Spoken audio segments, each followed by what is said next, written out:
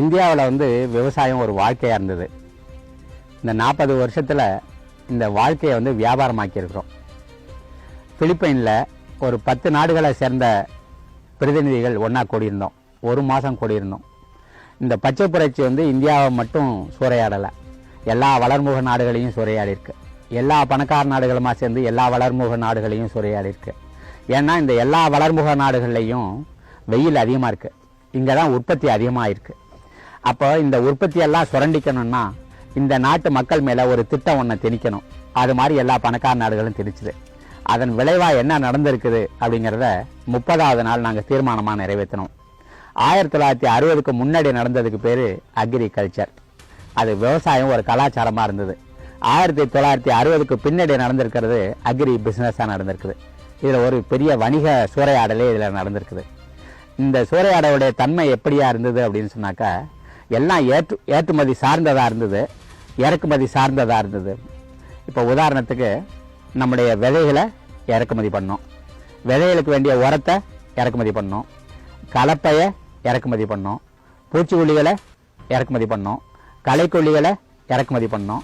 இதையெல்லாம் எப்படி பயன்படுத்துங்கிறத தொழில்நுட்பத்தையும் இறக்குமதி பண்ணோம். அதே போல் திரும்ப திரும்ப நம்ம அதிகாரிகள் என்ன எழுதிக்கிட்டே இருந்தாங்க, எந்த பொருளை உற்பத்தி பண்ணால் ஏற்றுமதி வாய்ப்பு இருக்குது, புகையிலை உற்பத்தி பண்ணால் ஏற்றுமதி வாய்ப்பு இருக்குது, பூவை உற்பத்தி பண்ணால் ஏற்றுமதி வாய்ப்பு இருக்குது, மரத்தை உற்பத்தி பண்ணால் ஏற்றுமதி வாய்ப்பாக இருக்குது, காய்கறிகளை உற்பத்தி பண்ணால் ஏற்றுமதி வாய்ப்பு இருக்குது. ஏற்றுமதிக்காகவே இங்கே உற்பத்தியை திருப்பினார்கள். இந்த நாட்டில் தான் நிறைய பேர் சாப்பிட வேண்டியவங்க இருக்கிறாங்க. இது சந்தை, பெரிய சந்தைன்னு கம்பெனிகள்லாம் இந்த நாட்டுக்குள்ளே வந்துட்டு இருக்குது. ஆனால் இந்த நாட்டில் இருக்கிற விஞ்ஞானிகளும் அதிகாரிகளும் இந்த நாட்டில் இருக்கிறதெல்லாம் ஏற்றுமதி பண்ணதை பற்றியே பேசிட்டு இருக்கிறாங்க. இந்த நாட்டில் இருக்கிற மக்கள் சாப்பிட்றத பற்றி யோசிக்கல. அரசாங்க கணக்குப்படியே 30 கோடி பேர் அன்றாடம் பசியோட தூங்க போயிட்டு இருக்கிறாங்க. இதுக்கெல்லாம் அடிப்படை எங்கே இருந்தது? அப்போ இன்னைக்கு வேர்ல்டு பேங்க்னு சொல்லியிருக்காங்க. அது வேர்ல்டு பேங்க் கிடையாது. அது உலக அளவில் இருக்கிற எல்லா பணக்காரங்களுடைய வட்டி கடை. அவங்களுடைய எல்லா பண மூலதனமும் அதில் கிடக்குது.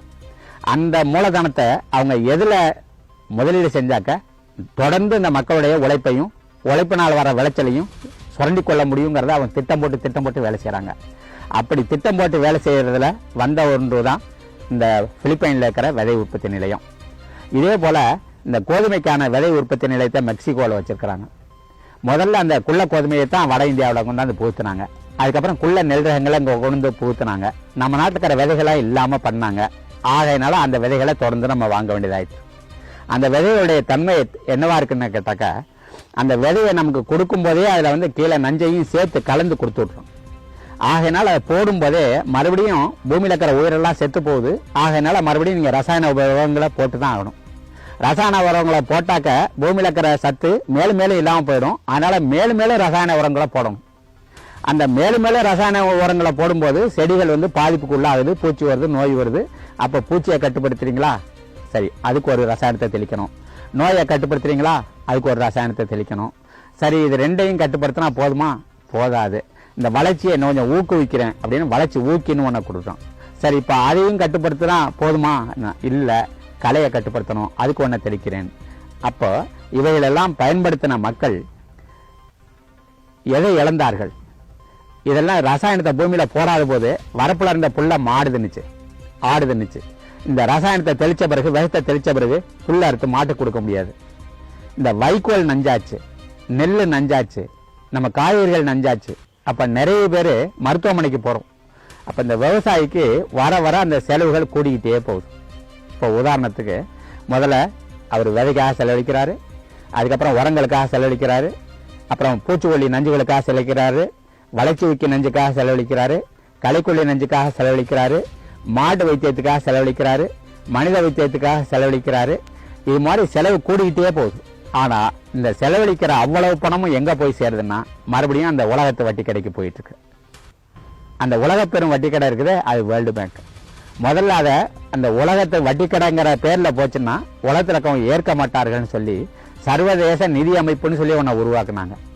இந்த சர்வதேச நிதி அமைப்பும் வேர்ல்டு பேங்க்கும் ரெண்டுமா சேர்ந்து எல்லா நாடுகளுக்கும் நான் உதவி பண்ணுறேன்னு சொல்லி பணத்தையே கொடுத்துட்டு இருக்கேன். பணத்தையே கொடுக்கல, பணம் கொடுக்கறதா சொல்லி இந்த நச்சுப்பொருள்களையே கொடுத்துக்கிட்டே இருக்கு. இந்த நச்சுப்பொருள்கள் அவங்க எப்படி உற்பத்தி பண்ணாங்கன்னா, நிறைய பெட்ரோல்கள் அரபு நாடுகளில் தான் பெட்ரோல் உற்பத்தி ஆச்சு. அந்த அரபு நாடுகள்லாம் தன் கைக்கு கீழே கொண்டு வந்தாங்க. இந்த பெட்ரோலியம் பொருட்களை அவங்க விற்பனை பண்ணி அதில் லாபம் குவிச்சாங்க. இந்த பெட்ரோலிய பொருள்களை பயன்படுத்தி தான் இந்த ரசாயன உரம் தயாரிக்கிறாங்க, பூச்சிக்கொல்லி தயாரிக்கிறாங்க, எந்திரங்கள் தயாரிக்கிறாங்க, எல்லாம் செய்கிறாங்க. அவைகளை தான் ஏற்றுமதி இறக்குமதி இருக்குது, போக்குவரத்துலாம் இருக்குது. அதில் அமெரிக்காவில் இருக்கிற அந்த 2 பெரிய கம்பெனி இருக்கு. ஒன்று ராக்கஃபெல்லர் கம்பெனி, அது எண்ணெய் வியாபாரத்தில் இறங்கி இருக்குது. இன்னொன்று மோட்டார் கம்பெனி, அது ஃபோர்டு கம்பெனி, அது போக்குவரத்து சாதனத்தில் இறங்கியிருக்கு.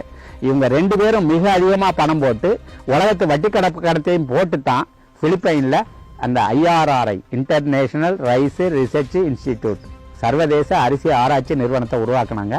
அதன் மூலம் உலக நாடுகள் முழுவதும் தன்னை கட்டுப்பாட்டில் கொண்டு வந்தாங்க. அதில் எல்லா பொருள்களையும் இந்த நாடுகள் மேலே சுமத்தினாங்க. இந்த வாங்கின கடனை இந்த நாடுகளால் திருப்பி கட்டவே முடியல, இந்தியாவால் திருப்பி கட்டவே முடியல. திருப்பி கட்ட முடியாது மட்டும் இல்லை, அந்த வாங்கின கடனுக்கு வட்டி கட்டணுமே, வட்டி கட்டவே முடியல. அதனால ஒவ்வொரு வருஷமும் வட்டி கட்டுவதற்கே நம்ம கடன் வாங்கிட்டே இருக்கோம்.